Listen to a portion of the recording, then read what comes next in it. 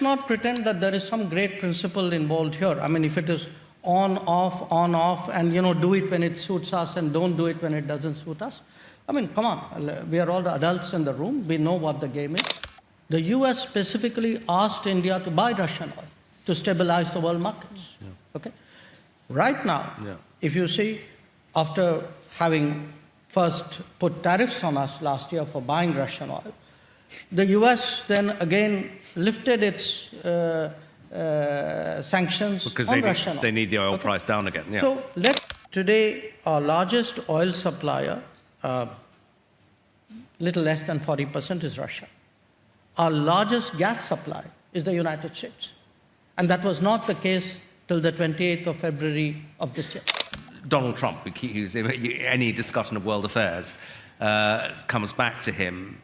How much, have you been surprised by the direction of his second term? A lot of people, when he was re-elected, said, okay, we kind of know what he's like. We've seen him in office before. But is this a different Trump that we're dealing with the second time around? I'll take the easier one first. Yeah. The thoughts which are going on. Let me pick up on two things which Lana said. I think the truth is, to a great deal, everybody has that sense of it's not my war.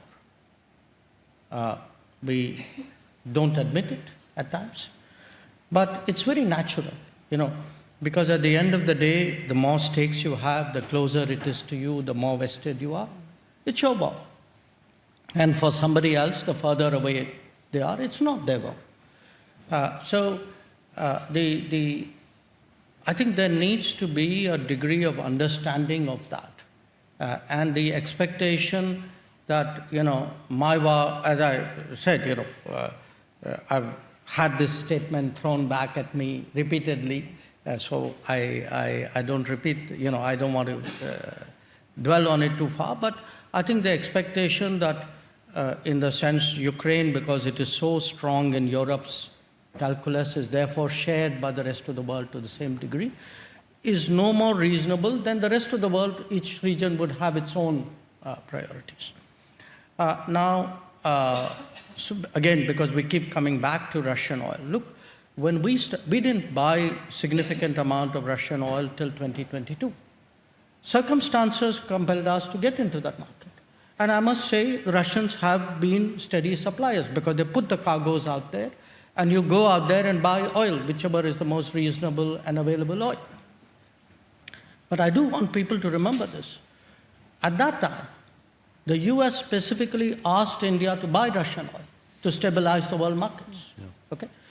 Right now, if you see, after having first put tariffs on us last year for buying Russian oil, the US then again lifted its sanctions because on Russian oil. They need the oil price down again. Yeah. So let's not pretend that there is some great principle involved here. I mean, if it is on, off, and, do it when it suits us and don't do it when it doesn't suit us.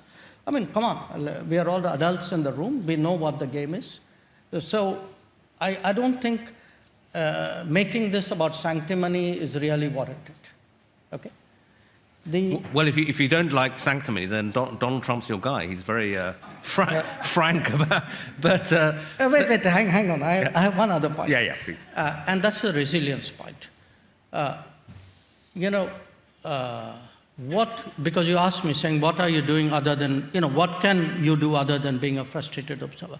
No, I think, look, there are immediate responses. There are short-term, medium-term responses.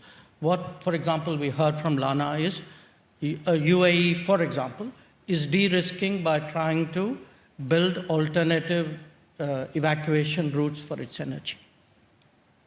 So what we're going to see to some degree is the Gulf itself de-risk the Gulf.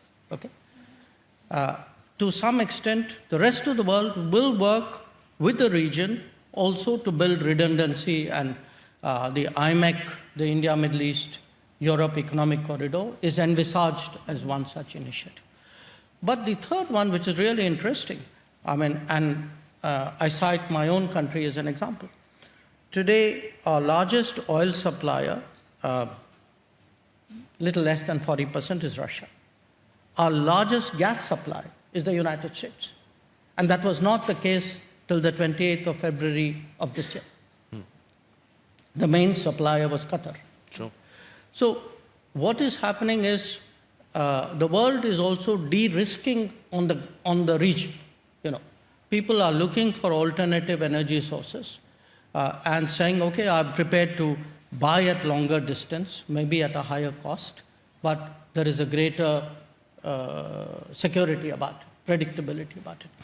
So what I see in a way is that the global energy scenario will fundamentally change after this. Now, I'm not unidimensional. I'm not saying, for example, in India's case, our relationship with the Gulf is only about oil. As I said, we have many other factors, including people, talent, skills, business, security. But definitely, the way the energy flows were on the 27th of February before this war started, it's going to be significantly different, possibly irreversibly different, once this phase is over. So in an interesting way, just like the Ukraine conflict changed the energy flows for this region, what the Iran conflict is going to do is probably change the energy flows for Asia, certainly, possibly for much of the world. Your question on Trump, I was coming to that. Look, it is natural that people would extrapolate from one term to another. But it is also a fact that the second term, the politics of the second term was significantly different. And I think the politics of that and how America itself and American, sort of institutions and systems have reacted to that has been extrapolated onto the rest of the world. In a sense, the answer is a kind of a yes and a kind of a no.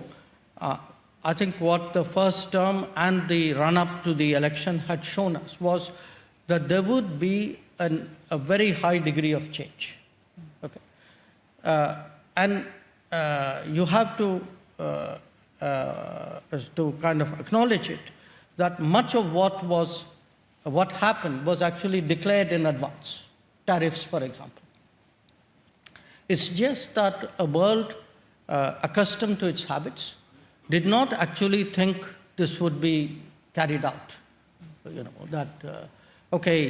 is rhetoric, but it won't become policy, or policy would not become practice. In that sense, I would say all of us were braced for a term where there would be very significant departures from the past, even from his first term. But I think probably most of us, I really can't think of anybody who was not, did not probably expect it to be as radical as it turned out to be. Now, some countries and some situations have felt it less. I mean, in our case, for example, we are not an alliance partner, so it didn't impact our security the way it would do to a NATO country or a bilateral treaty partner. There would be, countries who in other areas were all affected, like in tariffs. There would be some countries who were more affected on, say, immigration. So pick the issue and you would get, the world was unevenly impacted. But absolutely, I think all said and done, the world really did not see the intensity of that departure from previous policies in the second term.